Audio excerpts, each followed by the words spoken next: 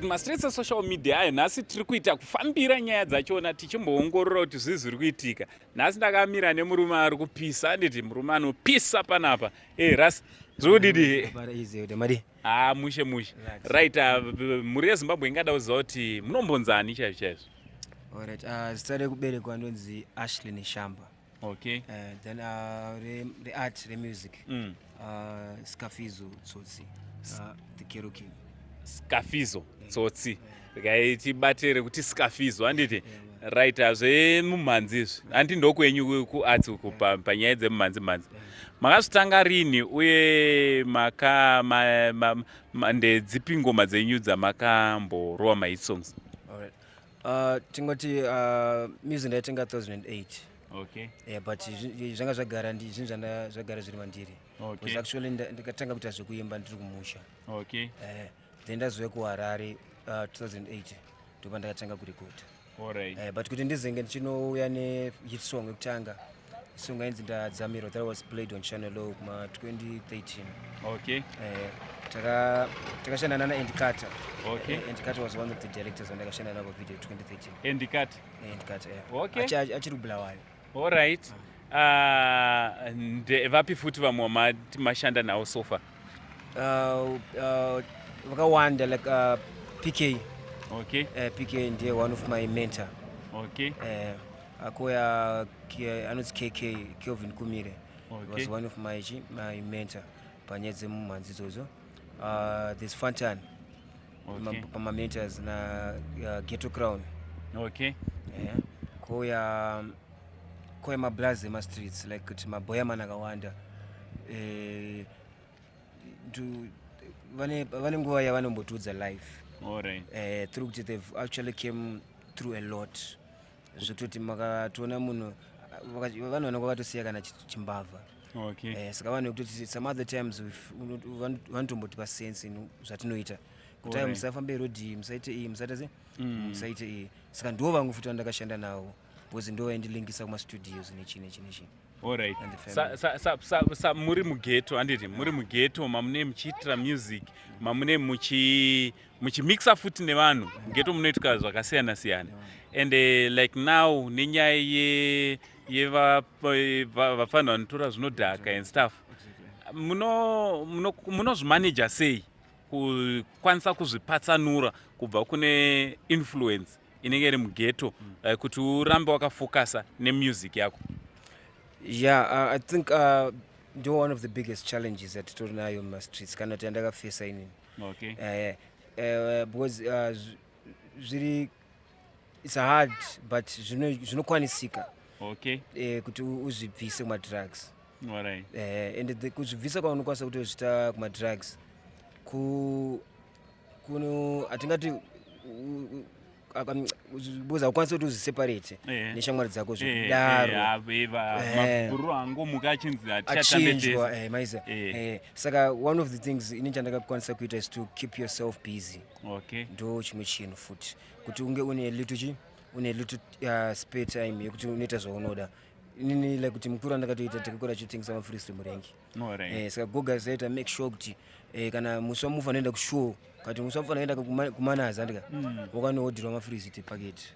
Apa goga zinesinga ndakatozozvikakulita kuti sagoga zinenge yakatoziva kuti panopira 60 mafirisi murengi kandika dzinenge dzakuma 5. Saka mukana wekuti uchienda kumafia unovhoita 30 exactly unovhoita ushoma. So amunambobvira makapindawo kunzira iyoyo yezve kana kutestawo zvinodhaka izvi zvinobata izvi? Ndakati ndabvira ndinganyepe. I've been through that. Okay. Because nditori testimony futi when it comes to nyaya dzemadrugs. Especially kana wakatokura uri nherera andika. Zvinhu zvekuti pane time kuti hana yako inozongonorova kuti inini ka vamwe vafana ndova madrugs because anoziva kuti kana kumba akaenda kudhena kusvika jembe ripo padheni waiza akaba momzi ichangonobhadhara kuti abude maiza. Saka semunhu akakura ari paunezva ndika unongori limited nezvinhu zvakaita zvinizvozvo zvinoshanda sewo yekukugaidha kuti anonditere kuti ndakatonobandya hakuna munhu achazonosofta polisi kundibude amai havapo ndara hapo nguva dzacho idzodzo saka ndo zvimwe zvakaita kuti tidzoke kuti wakafunga nguva yenzara iyandika unozongonoreleza kuti but inini nekwandakabva neyandiri kuita iyi hazviko izvi saka ndo zvimwe zvakaita zvakandibatsira nekukeepa yourself busy find something that you're passionate about uchinanganisa ichinhu chupi chocho kusvika yahabit wacreata habit yakanaka zvinobuda. Yes. Aiwa ndofunga muri ngozinzwira mega pano patiri kumboteerera kuti ghetto life zvizvi zvinoitika and machallenges anofesa vari talented vari vechidiki vari kugarawo kughetto pano patiri kukurukura namukoma wangu ndoda kuti mumbovarwera chifreestyle post kataura nyaya yekuti ndimusician ndiartist mukasabata mangoma vanofunga kuti tiri kuitaura zvefeki chimbovakandirai. Alright, song yandikukuimbira iri paalbum ratiri kuburitsa it's Matsotsi Mafia Movement. Ndine dzimai wangu hapo panapa izvezvi. Ari kumba chisino feeling well. Saka ndakwanisa kuti auye kuinterview. Anonzi Tanya Tsotsi. Pane song inonzi Mbodza.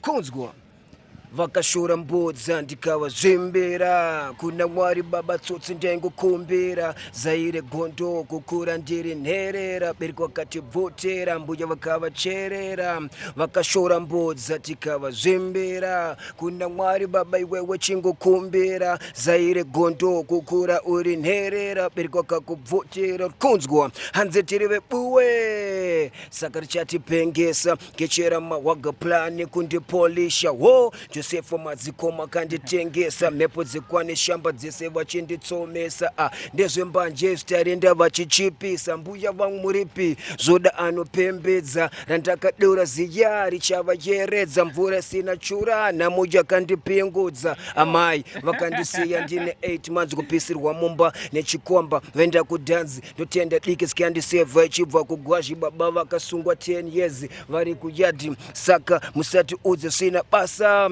ndiri mubvumbi Tsotsi andimbogasa mbari ndo defender vegodo musatira pengera munda mangu asekuru muno fly kunzwa chine power ichi aiwa ndofunga muri ngozvinzwira pane song iyi yanga yakutondibata kana kuti yatondibata because ndingada kuziva kuti pamune muchiimba zveunherera mashoko ese amaimba ndeyekuti makato experience here yamakatosangana nayo kana kuti nevamwewo?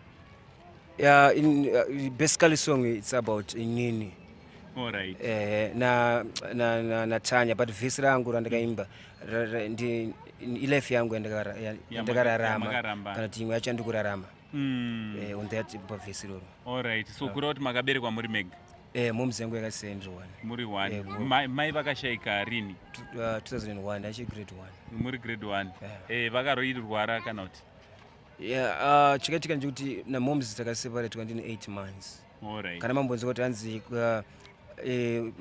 amai vakandisiya ndine 8 months pisirwa mumba nechikomba vaenda kudhanzi. There was a situation yekuti ndine 8 months mudara asungwa rwa 10 years. Ndakasara namoms vakanondisiya mumba vapinda round ravo remastreets. Saka mene akanoitika kanga vaenda ikoko munhu akadzoka kuri kavharichi padheni akavashaya vapisa vapisa dheni saka akapisa dheni achiti ari kufikisa munhu wanga achitsvaga but ndiri mudheni ndakarara ndakalokirwa ndine 8 months. Saka dikezi yangu yanga iri grade 1 ndo yakatase ndo yakatoti inongoita vana kuti kana tombopfura chonachi kuzana kugasa gara raende kuseri tombopfura chona kamwana saka pakadai so vhesi tosvika imbe achitase ichitobvira ndopakabva anoshedzana anagogo ndopakachivandiriskya saka from that day we were separated namoms. Zvati moms yatombosvika time yekutoti yaizombonouya kuno kumbare kuna 4th but I think those times yange yareforma after some years asi havanazomubvira mukana vanekadhati namoms connection tiri kuti ndaranga angasipo andika hama kuti anagogas nanatetazi vanga vakatono vaisawirana namoms kutoteta imwe mudziyo vaitotry by all means kuavoida mwana dai akatofa anganguri maissues zvokutoti no, I understand makuru akadaro. I think next time tichaita interview about your life.